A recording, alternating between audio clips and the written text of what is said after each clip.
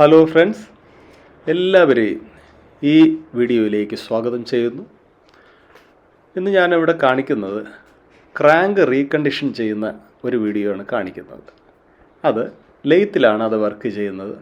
ആ വർക്കിനെ കുറിച്ചുള്ള ഒരു വിശകലനമാണ് ഇന്നിവിടെ കാണിക്കുന്നത്. അതെങ്ങനെയാണ് നമ്മൾ ക്രാങ്ക് റീകണ്ടീഷൻ ചെയ്യുന്നത് എന്ന് നോക്കാം. ഇപ്പോൾ നിങ്ങൾ കാണുന്നത് ബെയറിംഗ് പുള്ളർ വെച്ച് ആ ക്രാങ്ക് ഷാഫ്റ്റിൽ നിന്ന് ബെയറിംഗ് ഇളക്കുന്നതാണ് കാണിക്കുന്നത്.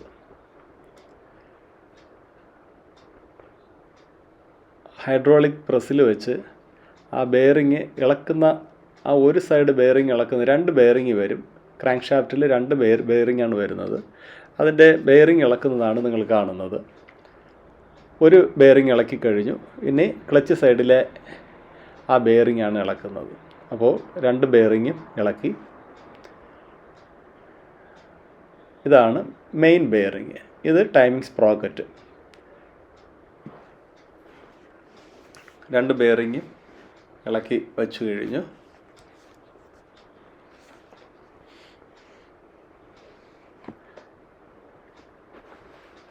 ഇതാണ് ക്രാങ്ക്. ഈ ക്രാങ്കിനെ ഇനി രണ്ട് പീസാക്കി ഇളക്കിയെടുക്കണം. അതിനുവേണ്ടി ആ ഒരു ഗ്രൂ ഉള്ള പ്ലേറ്റ് ഹൈഡ്രോളിക് പ്രസ്സിൽ വെച്ചു. അതിനുശേഷം ആ സപ്പോർട്ട് കൊടുത്ത് ഒരു പഞ്ച് വെച്ച് ആ നടുക്കുള്ള ആ പിന്ന് കണക്റ്റിംഗ് റോഡ് ബെയറിങ് വരുന്ന പിന്നാണ്. അതിനെ ഗജൻ പിന്നെന്ന് പറയും, ഗഡ്ജിയൻ പിന്നെന്ന് പറയും, ക്രാങ്ക് പിന്നെന്ന് പറയും. അപ്പോൾ കണക്റ്റിംഗ് റോഡ് ഇളക്കി കണ്ട് അവിടെ ഒരു ചെറിയ ഗ്രൂ കാണുന്നുണ്ട്. അവിടുത്തെ പോളിഷ് നഷ്ടപ്പെട്ടു. അവിടെ മാറ്റായി തുടങ്ങി. ഒരു ചെറിയൊരു ഗ്രൂ വീഴുന്നു തുടങ്ങി. അതാണ് കംപ്ലൈൻറ്റ്. അതായത് നമ്മൾ സ്റ്റാർട്ട് ചെയ്യുമ്പോൾ, ഞാൻ മറ്റൊരു വീഡിയോയിൽ പറഞ്ഞിരുന്നു, സ്റ്റാർട്ട് ചെയ്യുമ്പോൾ ഒരു ശബ്ദം വരും, ടക്ക് ടക്ക് ടക്കടാ ശബ്ദം വരും. കണ്ടോ ആ പിന്നിലെ ഗ്രൂ കണ്ടോ? ഈ ബെയറിങ് അതിലേക്ക് കറങ്ങി അവിടെ കുഴിഞ്ഞതാണ്. ആ നീഡിൽ ബെയറിങ്ങാണ് ആ ഒരു ചുവപ്പ് കളറിൽ കണ്ടത്. അടുത്ത് വേറൊരു ബുഷിനകത്തോട്ട് ആ ക്രാങ്ക് പിന്ന് കടത്തി വെച്ചിട്ട് മേളിൽ ഒരു റാഡ് വെച്ചിട്ട് ഹൈഡ്രോളിക്ക് വർക്ക് ചെയ്യിപ്പിക്കുക. അപ്പോൾ ആ പിന്ന് ഇളകി വരുന്നു. അത് നമ്മൾ കൈക്ക് അടിച്ച് കയറ്റാൻ പറ്റത്തില്ല. കൈക്ക് അടിച്ച് കയറ്റി കഴിഞ്ഞാൽ അത് അലൈൻമെൻറ്റൊക്കെ വ്യത്യാസം വരാൻ ചാൻസ് ഉണ്ട്.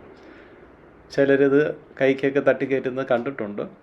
അത് അത്ര നല്ലൊരു കാര്യമല്ല. ഇതാണ് പിന്ന്, ക്രാങ്കിൻ്റെ പിന്ന്. ക്രാങ്ക് പിന്ന് മാത്രം മാറിയാലും കാര്യമില്ല.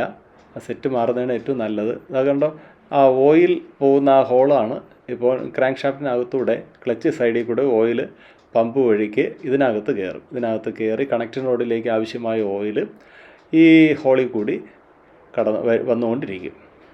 അതിപ്പം ക്ലീൻ ചെയ്തതാണ് നിങ്ങൾ കണ്ടത്. ആ നടുക്ക് ഒരു ഹോൾ കണ്ടോ? ഈ ഹോളിൽ കൂടെ ആ പിന്നിനകത്തുകൂടെ ഈ നീഡിൽ ബെയറിങ്ങിൻ്റെ കണക്റ്റിംഗ് റോഡിൻ്റെ അവിടുത്തെ നീഡിൽ ബെയറിങ്ങിൽ ഓയിൽ ഇങ്ങനെ വന്ന് കയറിക്കൊണ്ടിരിക്കും. അതാണ് എൻജിൻ ഓയിലില്ലാതെ വണ്ടി ഓടിക്കരുതെന്ന് പറയുന്നത്. അത് കണ്ടോ? അത് പെട്രോളിൽ നന്നായിട്ട് ക്ലീൻ ചെയ്യുകയാണ്. ക്ലീൻ ചെയ്ത് ഇനി നമുക്കത് സെറ്റ് ചെയ്യണം. അപ്പോൾ ക്രാങ്ക് ഷാഫ്റ്റ് ചില വണ്ടിയിൽ അത് കംപ്ലൈൻ്റ് ആയിരിക്കും. അതിൻ്റെ ത്രെഡൊക്കെ പോയി കഴിഞ്ഞാൽ വെൽഡ് ചെയ്തൊക്കെ വെട്ടിയെടുക്കാം. ചിലതൊക്കെ നമുക്ക് ചെയ്തെടുക്കാൻ പറ്റും, ചിലത് അത് നമുക്ക് കളയേണ്ടി വരും. പിന്നെ ഷാഫ്റ്റിലൊക്കെ ഗ്രൂ വരും. അതുമൊക്കെ വെൽഡ് ചെയ്ത് വെട്ടുന്നത് പതിവാണ്. എങ്കിലും ചിലതൊക്കെ നമുക്ക് ചെയ്തെടുക്കാൻ പറ്റും. അത് അങ്ങനെ തീർത്ത് പറയാൻ പറ്റത്തില്ല. അപ്പോൾ നന്നായിട്ട് ക്ലീൻ ചെയ്യണം. ഇതാണ് ക്രാങ്ക് ഷാഫ്റ്റ്. രണ്ട് പീസാണ് ക്രാങ്ക് ഷാഫ്റ്റ്. ഇത് റൈറ്റ് സൈഡ് ക്രാങ്ക് ഷാഫ്റ്റാണ്. അതായത് ക്ലച്ച് സൈഡിൽ, ക്ലച്ച് ബോക്സിനകത്ത് വരുന്ന ഷാഫ്റ്റ് ഇതാണ്. അതിൻ്റെ ഒരു ഷാഫ്റ്റ് ഇതായി ഇവിടെ വെച്ചിട്ടുണ്ട്. അപ്പോൾ അതിൽ ഇടാനുള്ള കണക്റ്റിംഗ് റോഡാണ് ഈ കാണുന്നത്. KCC, അതായത് സ്പ്ലെൻഡറിലൊക്കെ വരുന്ന 716 ഇതിൻ്റെ MRP. ഇത് സ്റ്റാൻഡേർഡാണ്. അപ്പോൾ ഇതിൽ നമുക്ക് ഈ ക്രാങ്കിൽ ഇപ്പോൾ ആദ്യമായിട്ടാണ് ചെയ്യുന്നത്. ആദ്യമായിട്ട് ചെയ്യുന്നതുകൊണ്ട് സ്റ്റാൻഡേർഡ് നമുക്ക് ഇടാൻ പറ്റും. ഇത് ഒറിജിനലാണ്. അപ്പോൾ സ്റ്റാൻഡേർഡ് ഡ്യൂപ്ലിക്കേറ്റ് വരത്തില്ല. അപ്പോൾ സ്റ്റാൻഡേർഡ് വന്നിട്ട് OE മാത്രമേ, അതായത് ഒറിജിനൽ മാത്രമേ വരത്തുള്ളൂ. അതിൻ്റെ 3 സാധനമാണ് ഇതായിരിക്കുന്നത്. ആ പിന്ന്, ആ ബെയറിങ്, കണക്ഷൻ റോഡ്. അപ്പോൾ ഇതിൽ ലോക്കൽ സാധനങ്ങൾ ഒത്തിരി വരുന്നുണ്ട്. പക്ഷേ അത് ഇതിലിട്ട് കഴിഞ്ഞാൽ പിന്നെ നമുക്കത് കൂടുതലായിട്ട് അതിനെ ലൈഫില്ലാതായിപ്പോവും. അപ്പോൾ ഇത് കഴിഞ്ഞിട്ട് വേണമെങ്കിൽ നമുക്ക് ലോക്കൽ അതിൽ യൂസ് ചെയ്യാം. അപ്പോൾ ലോക്കൽ ഒത്തിരി കമ്പനീസുണ്ട്. അത് ഫസ്റ്റ് നമുക്കിടാം, സെക്കൻഡ്, തേർഡ്, ഫോർത്തൊക്കെ ഇടാം. പക്ഷേ അത് ക്രാങ്കിൻ്റെയും കൂടെ കണ്ടീഷൻ അനുസരിച്ചാണ് അത് ചെയ്യുന്നത്. അതിൽ ഒത്തിരി കമ്പനിയുണ്ട് കേട്ടോ. മാക്കോ, അരോമ, MB, സീക്കോ, ഇങ്ങനെ ഒത്തിരി കമ്പനികളൊക്കെ അതിലുണ്ട് ലോക്കൽസിൽ. അപ്പോൾ ഏത് വേണമെങ്കിലും നമുക്ക് ചൂസ് ചെയ്യാം. ആ ഹോള് കണ്ടായിരുന്നോ, പിന്നിലെ ഹോള്, ആ ബാള്, ആ നടുക്കൊരു ഡോട്ട് കാണുന്നു, അതുമായിട്ട് നേർക്ക് വരണം. എങ്കിൽ മാത്രമേ ആ ഷാഫ്റ്റിൽ കൂടി വരുന്ന ഓയിൽ ആ ഹോളിൽ കൂടെ കയറി ഈ സൈഡിൽ കണ്ട, ഈ വശത്ത് കണ്ട് ആ ചെറിയ ഹോളിൽ, ഇവിടെ കണ്ട ചെറിയ ഹോളിൽ വരത്തുള്ളൂ. അതിൽ വന്നാലേ ആ ബെയറിങ്ങിൽ നന്നായിട്ട് ഓയിൽ ലൂബ്രിക്കേറ്റ് ചെയ്യാൻ പറ്റുള്ളൂ. അതുകൊണ്ട് ഇനി ഹൈഡ്രോളിക്കിൽ തന്നെ അത് ഇറക്കുകയാണ്. കണ്ടില്ലേ, ആ പിന്ന്, ക്രാങ്ക് പിന്ന് ഹൈഡ്രോളിക്കിൽ നമ്മൾ ഇറക്കി കഴിഞ്ഞു. അതിന് മട്ടത്തിൽ വരണം. ഓക്കെ, അപ്പോൾ ഒരു സൈഡ് ക്ലിയറായി. അതിനെ തിരിച്ചു വെച്ചിട്ട് അടുത്ത് നീഡിൽ ബെയറിങ്, ഇതാണ് നീഡിൽ ബെയറിങ്. പണ്ടൊക്കെ നീഡിൽ ബെയറിങ് മാത്രം മാറിയാൽ മതിയായിരുന്നു. കാരണം ജപ്പാൻ്റെ ക്രാങ്കായിരുന്നു പണ്ടൊക്കെ. കണക്റ്റിംഗ് റോഡും അങ്ങനെ തന്നെ. അതിൻ്റെ സ്പെയറുകൾ 3 സെപ്പറേറ്റ് നമുക്ക് കിട്ടും, ഇന്നും കിട്ടും. പക്ഷേ ഒറിജിനൽ കിട്ടാൻ പാടാണ്. ഒറിജിനൽ എന്ന് പറഞ്ഞാൽ ജപ്പാൻ്റെത് കിട്ടിക്കഴിഞ്ഞാൽ നല്ല സാധനമായിരുന്നു. പക്ഷേ ഇപ്പോഴില്ല. കണ്ടോ, ആ റാഡ് സെറ്റ് ചെയ്ത് കഴിഞ്ഞു. അപ്പോൾ ബെയറിങ്ങും ഈ റാഡും കണക്റ്റിംഗ് റോഡും കൂടെ നമ്മൾ കറക്റ്റായിട്ട് വച്ചു. അവിടെയാണ് തേയ്മാനം വന്നത്, കണ്ടല്ലോ നേരത്തെ. ഇങ്ങനെ കറങ്ങി നല്ല സ്പീഡിൽ. ഇതൊരു മെയിൻ പാർട്ടാണ്. ക്രാങ്ക് എന്ന് പറയുന്നത് എൻജിൻ്റെ ഒരു മെയിൻ പാർട്ടാണ്. നമ്മളത് അലൈൻമെൻറ്റ് നോക്കാനാണ് ആ ഒരു സൈഡിൽ ബുഷ് വെച്ചത്. എന്നിട്ട് ഇനി നമ്മളൊരു സപ്പോർട്ട് കൊടുത്ത് ഹൈഡ്രോളിക്കിൽ തന്നെ. പക്ഷേ ഇത് നമുക്ക് ഹാമർ ഉപയോഗിച്ചും നമുക്ക് തട്ടി ഇറക്കേണ്ടതുള്ളൂ. പക്ഷേ അത് അത്ര നല്ലൊരു കാര്യമല്ല. ഇത് എന്ന് പറയുമ്പോൾ ചരിയാനൊന്നും പാടില്ല. കറക്റ്റ് ലെവലിന് തന്നെ ആ പിന്നെ ഇറങ്ങി സെറ്റാവണം. കണ്ടില്ലേ, മട്ടത്തിനായി. ഇനി ആ പ്ലേ ചെക്ക് ചെയ്യണം. പ്ലേ ഒറിജിനലിൽ ചെറിയൊരു പ്ലേ വരും. അതേസമയം ഡ്യൂപ്ലിക്കേറ്റിൽ പ്ലേ ഒട്ടുമേ കാണില്ല. പക്ഷെ പ്ലേ പെട്ടെന്ന് അത് വരും. പക്ഷേ ഇതിൽ വരുന്ന ഈ പ്ലേ അങ്ങനേ കിടക്കും. കണ്ടോ, ഒരു ചെറിയൊരു ഞെരുക്കും കൂടി ഞെരുക്കുകയാണ്. പക്ഷേ വാഷറൊന്നും വിടേണ്ട ആവശ്യമില്ല. ഇതിൽ അത് കറക്റ്റായിരിക്കും. കണ്ടോ, ചെറിയൊരു പൊടിക്ക്. ഓക്കെ, അത് ക്ലിയറായി കഴിഞ്ഞു. ആണല്ലേ, ഒരു പൊടിക്ക് അത്രയേ ഉള്ളൂ.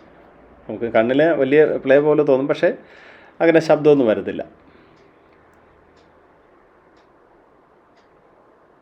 അതിൻ്റെ ലെവല് നോക്കണം ഒന്നും കൂടെ.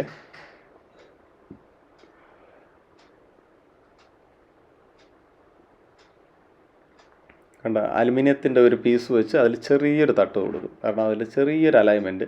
ഇനി അലൈൻമെൻറ്റ് നോക്കുന്ന ഒരു സ്റ്റാൻഡിൽ വെച്ച് അതിനെ അലൈൻമെൻറ്റ് നോക്കുകയാണ് കേട്ടോ. അതിൻ്റെ ഷാഫ്റ്റിൽ അലൈൻമെൻറ്റ് തിരിവ് എന്തെങ്കിലും ഉണ്ടോ എന്ന് നോക്കുകയാണ്, പൊങ്ങിയോ താന്നോ. അപ്പോൾ അത് ചെക്ക് ചെയ്യാൻ വേണ്ടി ഒരു ഗേജുണ്ട്, അതാണ് അവിടെ വച്ചിരിക്കുന്നത്. അതിന് ഡയൽ ഗേജ് എന്ന് പറഞ്ഞൊരു മീറ്റർ സമ്പ്രദായമുണ്ട്. പക്ഷേ അത് ഇവിടെ കേടായിപ്പോയി, ഈ ലെയ്തിൽ കംപ്ലൈൻ്റ് ആണ്. പക്ഷേ വേറെ ഒരു സാധനം അവർ വെച്ച് ഒരു ഗേജ് വെച്ച് സെറ്റ് ചെയ്യുന്നുണ്ട്. കണ്ടില്ലേ, 2 ഷാഫ്റ്റും.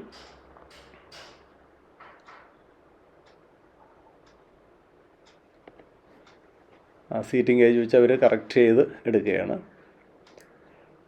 ഡയൽ ഗേജ് വെച്ച് നമുക്ക് നോക്കാം, കുഴപ്പമില്ല. അതും ഇതുമെല്ലാം സെയിം ആണെങ്കിലും അത് കുറച്ചുകൂടെ നമ്മൾ സൂക്ഷ്മമായിട്ട് നോക്കി. ഒരു കാരണവശാലും സൈഡിൽ പ്രശ്നം വരാൻ പാടില്ല. ഇതാണ് മെയിൻ ബെയറിങ്. മെയിൻ ബെയറിങ് 2 വരും. അതിൻ്റെ നമ്പർ 6304 അതിൽ ഒരുപാട് കമ്പനീസുണ്ട്. NBC ഉണ്ട്, ടാറ്റയുണ്ട്, അതേപോലെ SKF, ഫാഗ് ഒക്കെ എല്ലാം നല്ല കമ്പനിയാണ്. അടുത്ത് ആ സ്പ്രോക്കറ്റ്, ടൈമിംഗ് സ്പ്രോക്കറ്റാണ് ഇടുന്നത്. കണ്ടോ, അതിലൊരു ബുഷ് സപ്പോർട്ട് ചെയ്ത് വെച്ചിട്ട് നമ്മളത് തട്ടി ഇറക്കുകയാണ്. മെയിൻ ബെയറിങ്ങും ഹൈഡ്രോളിക്കിലൊക്കെ തട്ടി ഇറക്കാം, കുഴപ്പമില്ല. പക്ഷേ ഇതിൽ വലിയ ടൈറ്റ് ഇല്ലാത്തതുകൊണ്ട് നമുക്ക് ആ ബുഷ് വെച്ച് തന്നെ തട്ടി ഇറക്കേണ്ടതേ ഉള്ളൂ. അപ്പോൾ ലാസ്റ്റ് ഘട്ടത്തിലേക്ക് വന്നിരിക്കുകയാണ്. ഇനി ഒന്നും കൂടെ അലൈൻമെൻറ്റ് നോക്കണം. മാത്രമല്ല അതിൽ ഓയിൽ പമ്പ് ചെയ്ത് കയറുന്നുണ്ടോ എന്ന് നോക്കണം. അപ്പോൾ ഇങ്ങനെയാണ് ക്രാങ്ക് റീസെറ്റ് ചെയ്യുന്നത്. അപ്പോൾ ഈ വീഡിയോ ഇഷ്ടപ്പെട്ടു എന്ന് ഞാൻ വിശ്വസിക്കുന്നു. നിങ്ങളുടെ എല്ലാ പിന്തുണയും പ്രതീക്ഷിച്ചുകൊണ്ട് മറ്റൊരു നല്ല വീഡിയോയിൽ കാണുന്നവരെ എല്ലാവർക്കും നന്ദി, നമസ്കാരം.